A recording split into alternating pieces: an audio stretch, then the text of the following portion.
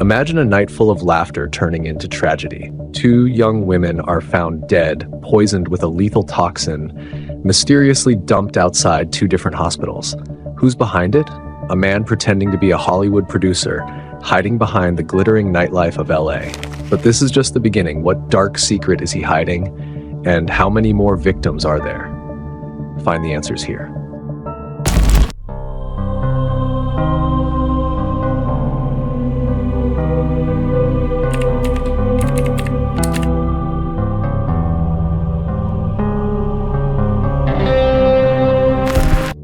Hey everyone, welcome to I Felt the Dark. Today we're diving into the tragic story of Christy Giles and Hilda Marcela Cabrales Arzola. These two women lost their lives in such a shocking and unexpected way, amid a world still grappling with the pandemic. This case also sheds light on the dark side of Los Angeles nightlife, a world that's glamorous on the surface but full of danger behind the scenes. If you're a fan of true crime stories, strange tales, or dark mysteries, you're in the right place. Don't forget to subscribe so you don't miss out, as I upload up to 2 videos each week. Now, let's get started. Grab your coffee, get comfy, maybe add some popcorn, and get ready to dive deep into this case. Previously, we discussed the case of Mahek Bukhari, a not-so-well-known British influencer involved in the murders of 2 men with her friends. Now, we're shifting to Los Angeles, the city of stars and dreams, but also home to some dark stories. This is the tragic tale of Christy Giles and Hilda Marcela Cabrales Arzola. Los Angeles, or often called LA, is a fascinating geographical anomaly. Imagine a city with a Mediterranean climate, usually found in Europe, situated in North America, a continent known for its bone-chilling winters. But LA? It's hot, sunny, and always ready to welcome sun lovers year-round. Here, even 15 degrees Celsius is considered cold by the locals. With a population of nearly 4 million, LA is the largest city in California and the second largest city in the United States after New York. It's the global entertainment hub, home to super glamorous Hollywood stars and iconic landmarks like the Chinese Theater. But long before the glitz of the film industry, this city had a rich history. Founded in 1781 by Spanish settlers, Los Angeles became part of the United States in 1850 after the Mexican-American War. Through the Treaty of Guadalupe Hidalgo, the entire California region, including LA, was officially purchased by the US. Since then, the city has grown into a place where culture, history, and modernity blend in a unique harmony. So, what can you do in LA? It really depends on your perspective. Some might say nothing special, while others feel like they need a whole month to explore it. From hiking up Hollywood Hills with amazing city views to soaking in the nightlife buzz, Los Angeles has something for everyone. It's not just a destination, it's an experience for those with cash to spare.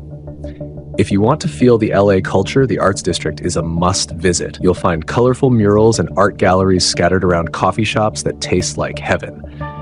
But be careful, don't hang around too long or you might just end up as the next mural. Just kidding.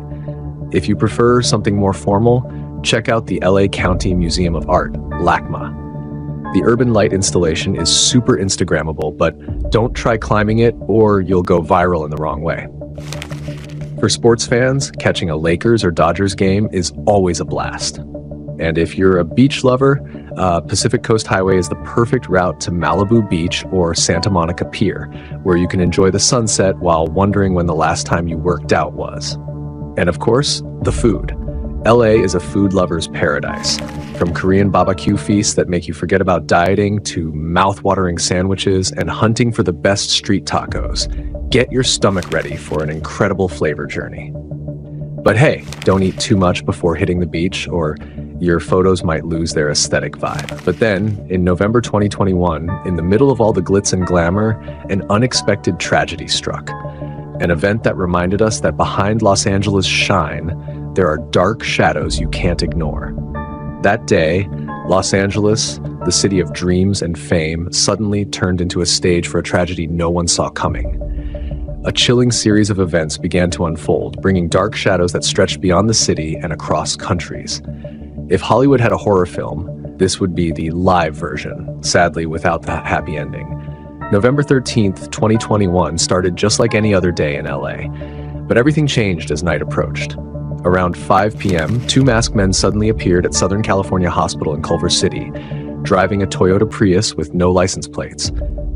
Pretty weird, right? But wait, this is LA, where there are more Priuses than Starbucks, so that's not the weirdest part yet. What did they do next? Oh man, even a cheap thriller movie wouldn't expect this. They stopped at one of the hospital entrances, casually pulled out the body of a 24-year-old woman who was unconscious, dumped her by the side of the road, and sped off. Drama? Absolutely. But wait, before they bolted, these two guys had a final line. They claimed they found the woman on the side of the road and just wanted to help as good Samaritans. Seriously? Since when do good Samaritans help someone and then dash off like ninjas? But their statement immediately raised suspicions. Not only did they refuse to wait or give any information about themselves, but the woman they brought in died shortly after arriving at the hospital. Weird, right? If they were trying to help, why rush off? The weirdness only deepened a few hours later. The same two masked men showed up again at another hospital, Kaiser Permanente in West LA. This time, they brought in another woman, 26 years old, still alive but in critical condition. The medical team fought hard to save her, but sadly, she was later declared brain dead. Suddenly, these two masked men seemed super suspicious. I know you're probably wondering, right? So let me take you on a little thought journey. Who were these two women? How did they end up in such a tragic situation? And who are these mysterious guys? Maybe they're actors looking for a new role. Who knows? Let's start with the first victim, Christy Giles. At 24 years old, just when her life was blossoming, she had to face a tragic end. Born on November 4th, 1997 in Birmingham, Alabama, Christy grew up in a close-knit family in the small town of Mount Olive, a place so quiet even the birds might get bored singing. From a young age, Christy had tons of energy, like a battery that never ran out. She excelled in various sports, from soccer to track, even playing on the boys' soccer team. Who says girls can't score? Her parents were always proud of her courage. If there was a challenge, Christy was the first to step up like, "I got this." Besides being athletic, Christy was also incredibly beautiful. She spent her teen years on the beauty pageant stage. She won Junior Miss Gardendale Magnolia Festival and almost took the crown at Miss Alabama Teen USA as the first runner-up. But her life really took a turn when she entered the modeling world at 14. Imagine this, her first casting, and Christy got callbacks from 11 modeling agencies in one day. That's like trying a burger in LA and every restaurant wants you to be their next commercial star. With a mix of bravery, talent, and charm, Christy was clearly destined for big things, until fate had a much crueler plan. So, how did such a bright young woman end up with such a dark fate? Keep following the story because this is just the beginning. Faced with two big choices, pursuing a career in soccer or diving into the world of modeling, Christy chose modeling. Why? Maybe because soccer jerseys were never designed to look fashionable on the runway. Signing a contract with Wilhelmina Models opened the door wide to the glamorous world. By 16, she had already come a long way, literally and figuratively. Christy dropped out of school to travel the world, immersing herself in the fashion scene in big cities like Miami and London. While her peers were preparing for prom, Christy was picking out couture gowns for international photo shoots. Los Angeles eventually became her second home. It was here in 2019 that she met Jan Sass, an effects artist and photographer. The result? A whirlwind romance that ended in a unique wedding at Burning Man, a festival of love and creativity that could best be described as a wedding chapel meets Mad Max. If you think church weddings are too boring, they clearly disagreed. As a couple, Christy and Jan were a solid team, both in life and work.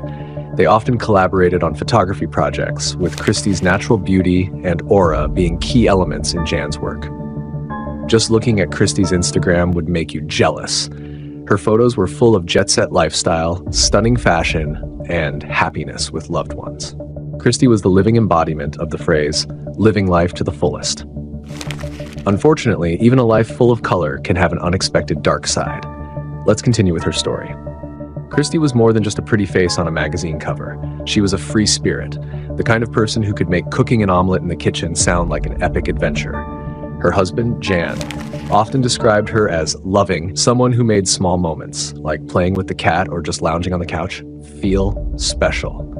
If there were a contest for best life partner, Jan was sure Christy would win, with a special award for making life the most fun. Christy had big dreams for her future.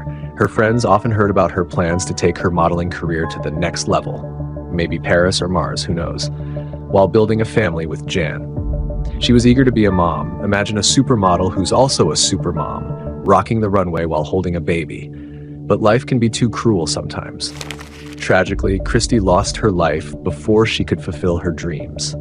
The world lost someone who brought not only beauty, but warmth, laughter, and a full-hearted love. If there's a lesson to be learned from her story, maybe it's this: never underestimate the small moments in life, because that's where real love hides.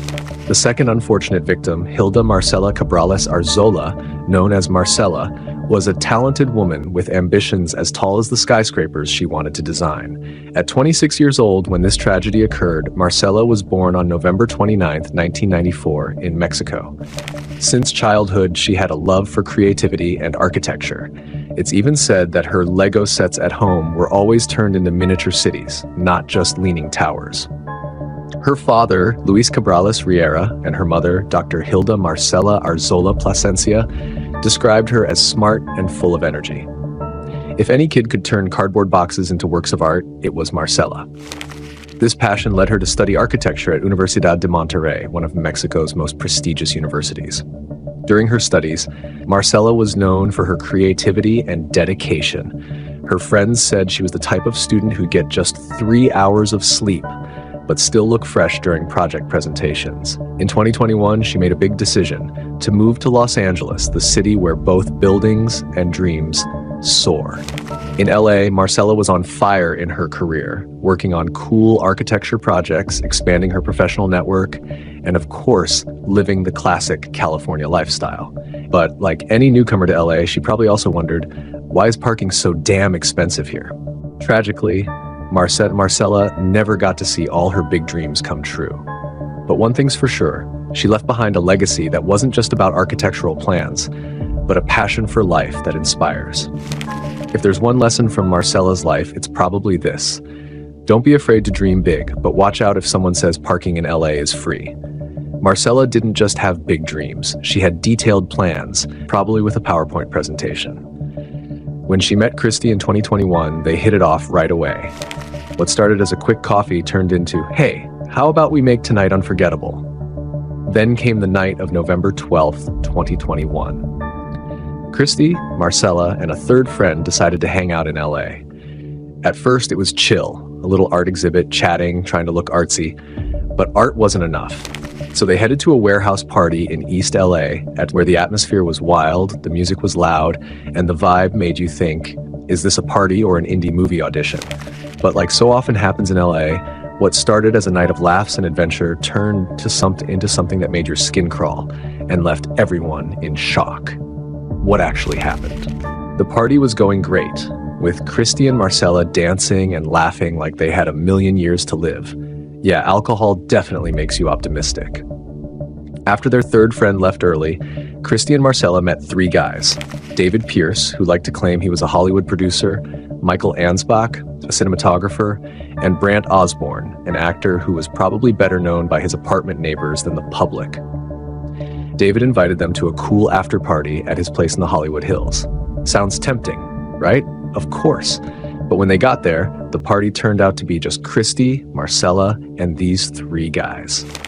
You know that feeling when the alarm bells start going off in your head, but you're already sitting on the couch? Yeah, that's how it felt. What happened next is still a mystery, but one thing's for sure, Christy wanted out ASAP. At 5:30 a.m., she sent Marcela a text that said, "Let's go," with a wide-eyed emoji, universal code for "this is bad." Marcela, probably trying to come up with a reason that wouldn't cause drama, replied, "Yeah, I'll call an Uber, 10 minutes. But let's be real, if you need 10 minutes to escape from a sketchy place, that's not escaping, that's warming up." Their Uber actually showed up, but Marcela and Christy never managed to get in. The driver tried calling a few times, but nothing. Maybe he thought they were just too busy picking their favorite songs for the party playlist. After waiting for 10 minutes, the driver gave up and left. Thinking about it now, it's probably one of the most awkward reviews ever. Passengers didn't show up, but the music in the apartment sounded great. Meanwhile, the morning in San Francisco started out like any other for Jan, Christy's husband. He was visiting family and noticed some missed calls from Christy. At first, he didn't think much of it. Oh, she's probably just having a blast at the party in LA, he thought. But as time passed without any replies, anxiety started creeping in. Luckily, they had a safety routine, sharing their phone locations. Sweet, right? Or, as Jan might have thought at the time, finally, technology is useful for more than just memes and stalking. When Jan checked Christy's location hoping she'd be at home, or at least somewhere familiar, he immediately felt something was off. Christy's phone was showing up at an address he didn't recognize on West Olympic Boulevard, far from where Christy had last mentioned. He tried calling, but of course it went straight to voicemail. No answer. That's when the panic started to set in, like a fire alarm going off in his head. Was Christy caught up in a missing person mystery in LA? Christy's silence was like a loud red alert ringing in Jan's head. In a panic, he started tracking Christy's digital trail, hoping to find a clue, like a detective searching every corner for answers. He found a video showing Christy and Marcella dancing happily in the VIP area of a warehouse party.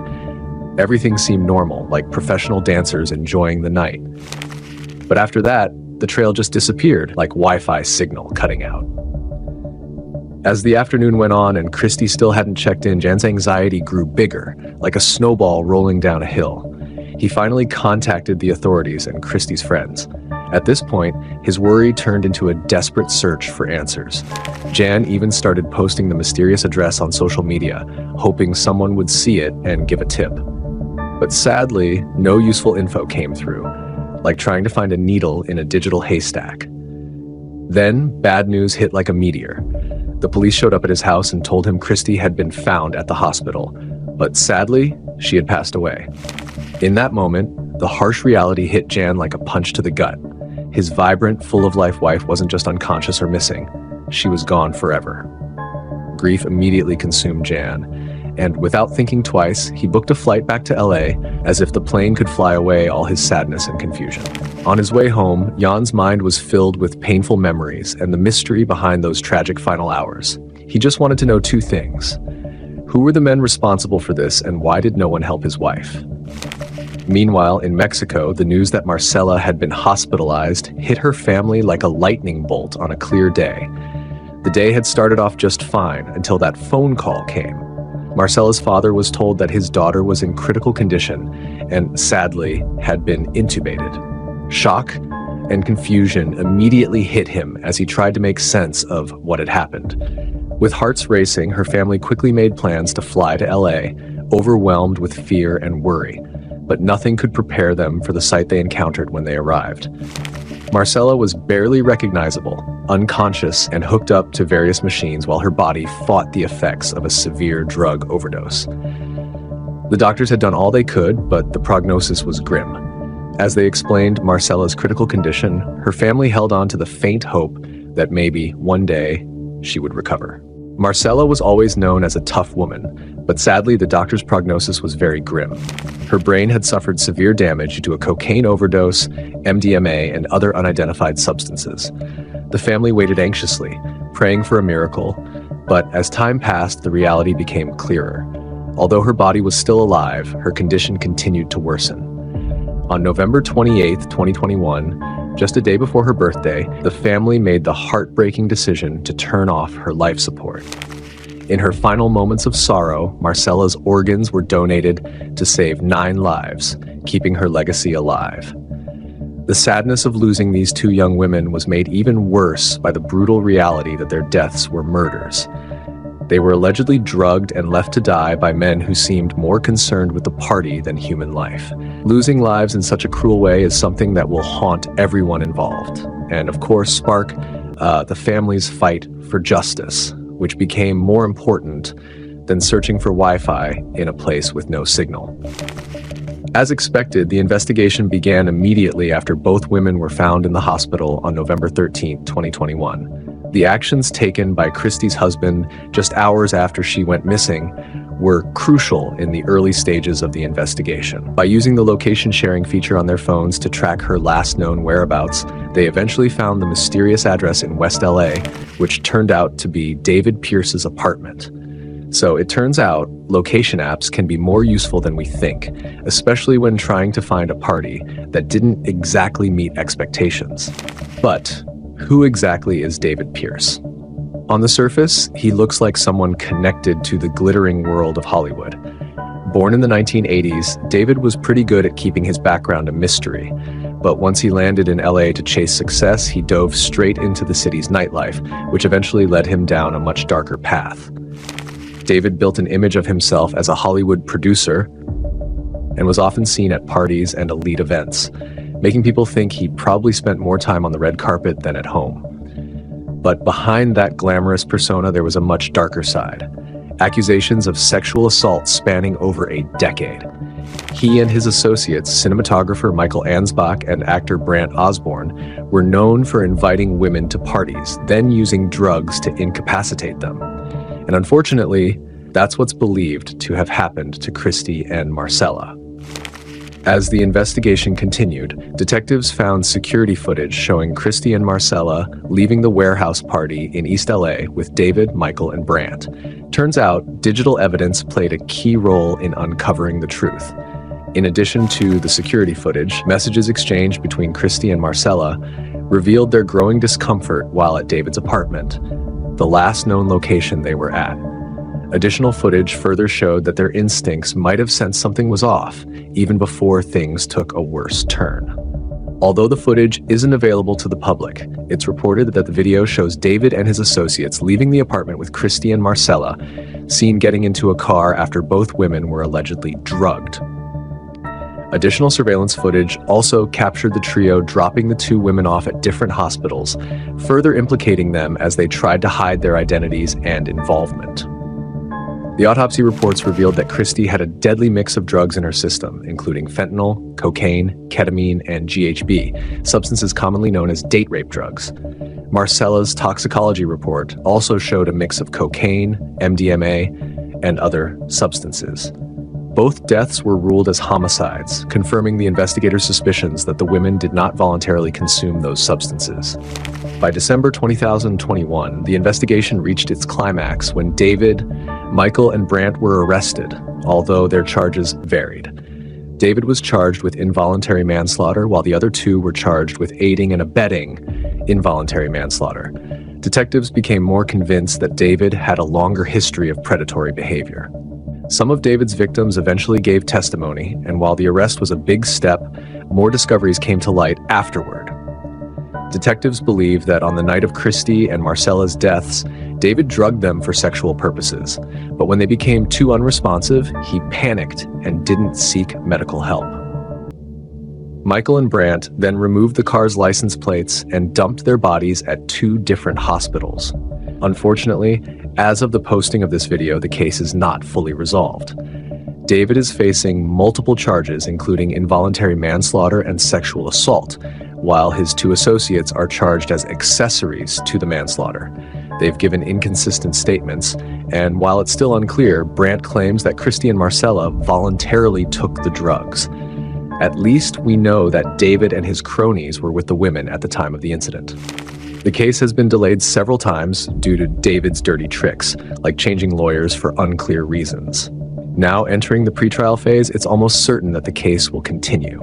Although this legal process adds to the suffering of Christie and Marcella's families, especially Christie's husband and Marcella's father, their determination to see the perpetrators held accountable only grows stronger. Like those who knew Christie and Marcella, many are eagerly waiting to see the defendants in court. This case highlights the dangers in Los Angeles, with David Pierce and his alleged crimes showcasing the predatory behavior often found among powerful men in the city's elite social circles. It serves as a stark reminder of how some people exploit their influence to manipulate the rules around them.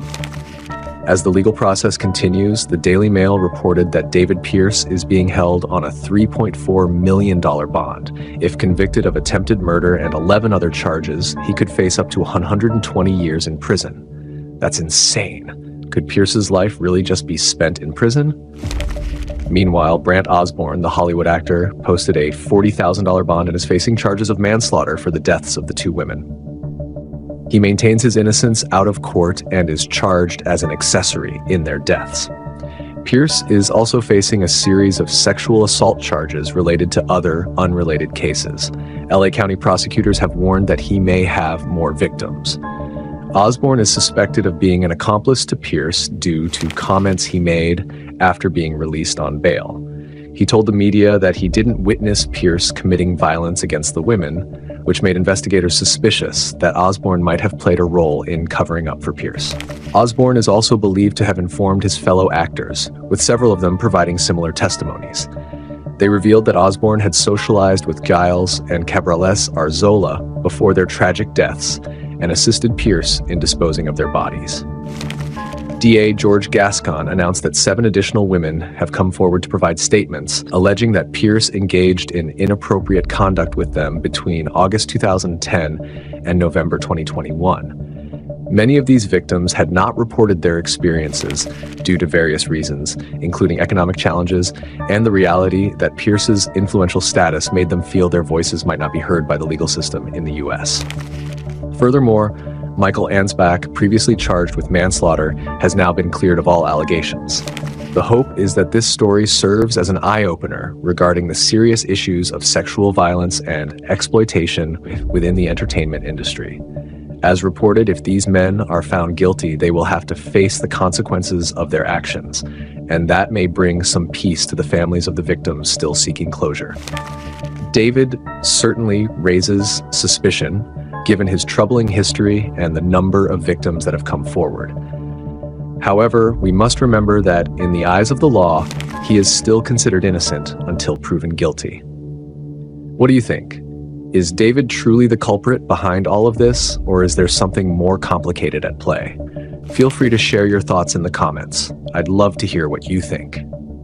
Thank you for watching this video. I truly appreciate your patience. Don't forget, I'll be back with more captivating stories on I Felt the Dark. Until next time, take care of yourselves and remember to look out for each other. And as always, stay safe. Thanks again, and I'll see you in the next video.